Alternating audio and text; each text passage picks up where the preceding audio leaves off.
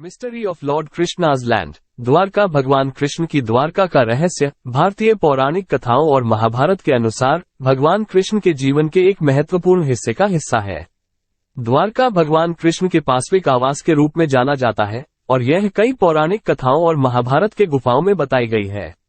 द्वारका का निर्माण द्वापर युग में हुआ था, जब भगवान कृष्ण द्वापर युग के अंत में महाभारत के युद्ध के बाद अर्जुन के साथ द्वारका आए थे। महाभारत के युद्ध के बाद भगवान कृष्ण ने पांडवों को उनके राज्य हाथ में सौंपा और स्वयं द्वारका विलीन हो गए। द्वारका के महल और सड़कें अत्यंत सुंदर थीं और वहां के वासियों की आदतें भी अत्यंत भव्य थीं। द्वारका के महलों के द्वार हीरे, मणियों और प्रेशियस स्टोन से सजे होते थे। यहाँ के राजा रानियां रत्नों के अंदर बैठकर खाने पीने की आदतें बड़े आलसी तरीके से मानती थीं। सुपन्यों का द्वारका में समुद्र में उतरना।